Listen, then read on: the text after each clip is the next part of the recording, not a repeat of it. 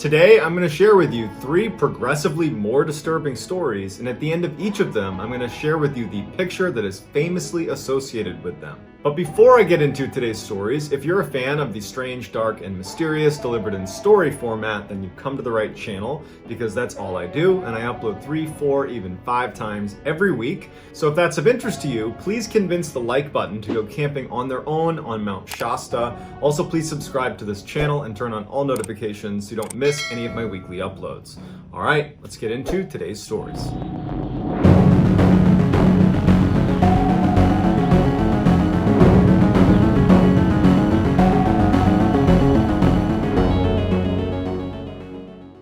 In 1970, 14-year-old Keith Sapsford was living in Sydney, Australia with his parents, and he was desperate to travel the world. His parents wanted him to be able to travel, they just lacked the resources to be able to afford that kind of thing. However, they were able to pull a little bit of cash, and the 3 of them did go on a nice European vacation that his parents were hoping would kind of calm down his desires to want to travel all the time. They thought this would be, a taste before he got older and he could go travel as much as he wanted. But when he came back from that vacation, it really had the opposite effect. It was like Keith had experienced the life that he so desperately wanted, and now he's home and it's like that life has been taken from him. Following that vacation, Keith began trying to run away from home. Not because he didn't want to be around his parents, but just because he saw it as his only way to, see the world. But every time he would run away, his parents would quickly find him and bring him back home. Their concern for their son would only grow though, because he would find ways to sneak away and be gone for longer and longer stretches of time,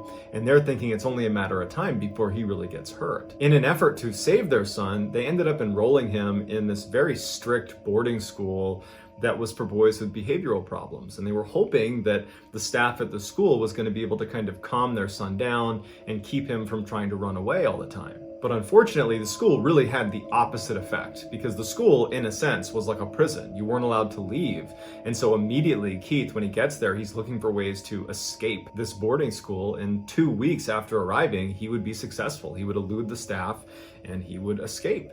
3 days after he had escaped this boarding school, he found his way to the Sydney airport. Now, this is the 1970s, and it was far easier to get into an airport than it would be today, where there's lots of security. There wasn't much of that at the time that Keith was at the airport. And so Keith walked across the tarmac to a plane that was bound for Tokyo, and he climbed inside the wheel well. He tucked himself in there and he waited for takeoff. A photographer named John Gilpin happened to be at the Sydney airport on the same day that Keith is now snuck into that wheel well, and he had a new lens for his camera that he was testing out. And at one point, he was just taking pictures of the tarmac, and he began taking pictures of a plane that was taking off. And it was the same plane that Keith had snuck into. And he takes pictures of it as it takes off, it goes up to altitude, and it flies away. And he just took a series of pictures of it, puts his camera away, doesn't think twice about it. A week later, John was looking through his photos, and he stopped when he saw this picture. John had inadvertently captured the final moments of Keith as he fell nearly 200 feet to his death. As soon as the pilot took off, the wheels were retracted,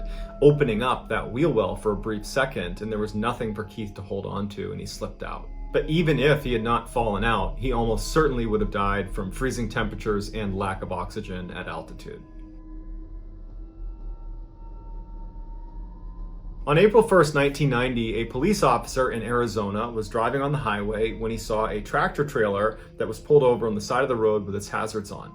And so he pulls over, he gets out, walks out to the driver's side door, and he looks up at the driver and says, "Hey, do you need any help?" And the driver is still sitting in the driver's seat, hands on the wheel. He's barely acknowledging the police officer. And he kind of looks down and shrugs and just says, "No, I'm okay." The police officer doesn't know what it was, but there was something off about this guy. He wasn't doing anything wrong, but there was something off about him. He couldn't tell what it was. So he asked him again, "Are you sure that nothing is wrong?" And the driver, again, very sketchy, just says, "No, nothing's wrong." And so the police officer, acting on a gut instinct, says, "Hey, can you step out? Do you mind if I talk to you outside of your vehicle?" And so very reluctantly, the driver kind of slithers his way out of the vehicle, making sure that he doesn't fully open the door to kind of let the officer see what's going on inside his cab. He gets out and shuts the door, and the two start talking. Over the course of their conversation, where basically the officer is trying to figure out what you're doing here. Why are you parked on the side of the road with your hazards on? Why aren't you telling me what's going on? Why are you acting so strange? At some point, the officer just kind of had enough and he said, hey, you know what? I'm going to need to search your vehicle. He opens up the door and goes inside, and there's nothing out of the ordinary in the front two seats. But when he looks into the back section where there was a sleeping compartment, because this is a big 18-wheeler and there's like a little area in the back of the cab where these guys doing these long drives can sleep. When he looks into that section, he sees there's this woman with her mouth gagged, handcuffed, huddling in the corner of this sleeping section, looking absolutely terrified. The officer immediately gets out and he grabs the guy and he puts him under arrest. As he's arresting him, the driver is saying, no, she wants to be here. She chose to be here. But the officer didn't buy it and he said, you're under arrest for kidnapping. The officer puts this guy in his cruiser and shuts the door, and then he calls for backup. When backup arrived, they were able to take the woman out. She was unhurt. She survived. But it would turn out that she was one of the very, very lucky few, because the driver was Robert Rhodes, aka the truck stop killer, who over the previous 20 years had killed over 50 women. He was one of the most prolific serial killers in American history. But the crime that the truck stop killer was actually known for was not this kidnapping where this woman survived. It was the kidnapping and murder of a woman named Regina K. Walters. Regina was a young woman who came from a broken home, and at the age of 14, she ran away and began hitchhiking across Texas with her boyfriend. In February of 1990, Rhodes picked up Regina and her boyfriend, who were looking for a ride. Rhodes almost immediately kills Regina's boyfriend and takes Regina captive, and he keeps her chained up in his traveling torture chamber for several years before ultimately killing her as well. After Rhodes was finally arrested by this Arizona police officer on the side of the highway, the investigation searched Rhodes' house, and they found some pictures. This is a picture of Regina K. Walters in the abandoned barn where her body was ultimately found. Immediately after Rhodes took this picture, he ended Regina's life. On September 6, 1992, two moose hunters that were hunting just outside of Denali National Park in Alaska were walking up to a well-known landmark amongst hunters in the area. It was this old school bus that was parked in the middle of nowhere. It was all rusted over and nature had practically overgrown it. And hunters, trappers, and travelers would use this bus as kind of like a center point that you would reference where you were going relative to this particular bus. But when they walked up to it, they saw on the outside of the door that there was a note. Attention possible visitors, SOS, I need your help. I am injured, near death, and too weak to hike out of here. I am all alone. This is not a joke.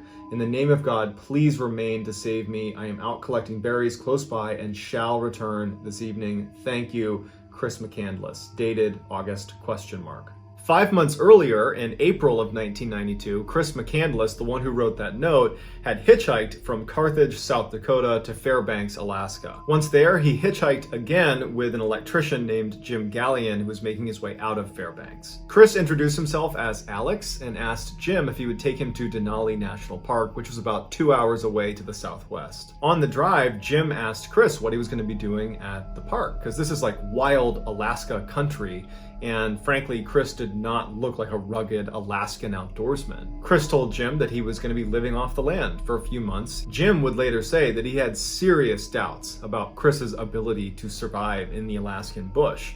As it was, Chris only had a light backpack, he did have a rifle, but he really didn't have warm clothes on. He only had 10 pounds of rice. That was the only thing he brought for food. He didn't have a compass. He didn't have a map. He didn't have a watch. He just seemed totally ill-equipped for what he was saying he was going to go do. At some point, Jim tried to convince Chris not to go, or to at least postpone, and he even offered, hey, I'll drive you up to Anchorage and I'll buy you equipment. You need the right equipment for what you're going to be doing. Let's go there first. But Chris was stubborn, and so Jim ultimately relented and said, okay. He drove him to the park. Before Chris left, Jim actually gave him a pair of warm boots that he had in his truck. He said, here, you can use these more than I can. And Chris thanked him, took his boots, and he was on his way. Although Chris was planning for this extensive hike through Denali National Park all the way to the Bering Sea, but Chris would only make it about 20 miles into his journey before stopping at an old rusted bus just outside of the park. Chris would live in this bus for 16 weeks, and according to his diary, that first week he was there was particularly rough. He was snowed in, he couldn't catch anything to eat, so he's hungry and cold,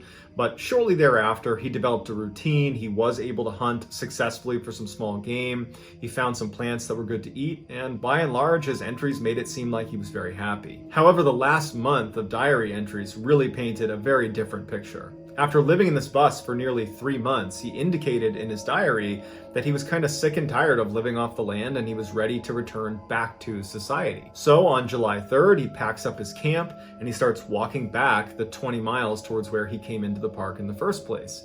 But when he came into the park 3 months earlier, the river that he was going to need to cross was frozen.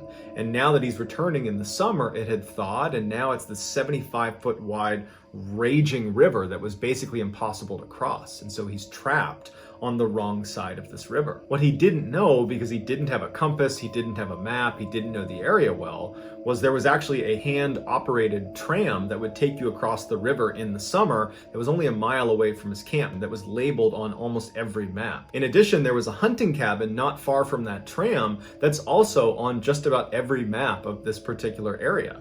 That had food, it had clothes, it had bedding. He could have stayed in this hunting cabin until conditions were okay again to make the journey back home. But again, he doesn't have a map, so he doesn't know these things exist. So at some point, he turns around and goes back to the bus, feeling totally dejected. That night, his journal entry just said, "Reined in, river looks impossible, lonely, scared." All of Chris's diary entries following his return to the bus after not being able to cross this river got shorter and bleaker and really painted a picture of a guy that was going downhill. The final entry in Chris's diary just says, "Beautiful blue berries." And then 19 days after his final entry is when those two moose hunters find this bus and see the note, the SOS note, pinned to the outside. The hunters go inside the bus, and there, laying in a sleeping bag, is the body of Christopher McCandless. Although it's not entirely clear how Christopher actually died, the two most common theories are either starvation or perhaps he ingested a poisonous plant seed. The hunters alerted authorities who came out and they launched an investigation, and during this investigation they found Chris's camera. Chris was an avid photographer. He had taken loads of pictures over the course of his stay out in the wild. This is the final picture that he took on his camera. It's evident from Chris's SOS note on his door that he did want to escape. He wanted to leave the wild. But what's also clear is that at the end, he realized he wasn't going to. The note he's holding in his hand says, "I have had a happy life, and thank the Lord, goodbye, and may God bless all." And so he took one last dignified picture of himself before curling up in his sleeping bag and passing away. Let me know what you thought of these stories in the comments section, and I will pin the best comment at the top. If you enjoyed today's story and you haven't done this already, please tell the like button to go camping on their own on Mount Shasta. Also, please subscribe to this channel and turn on all notifications so you don't miss any of my weekly uploads. If you want to get in touch with me, you can direct message me on Instagram or on Twitter. My username for both platforms is the same. It's JohnBallen416. I also have a ton of content over on TikTok where my username is MrBallen. If you have a story suggestion, please submit it to our subreddit. It's just called MrBallen. It's linked in the description below. If I use your suggestion on purpose, I will credit you. So whether I see you on Instagram, Twitter, TikTok, Reddit, YouTube, some combination, just know that I really appreciate your support. And until next time, guys, that's going to do it. See ya.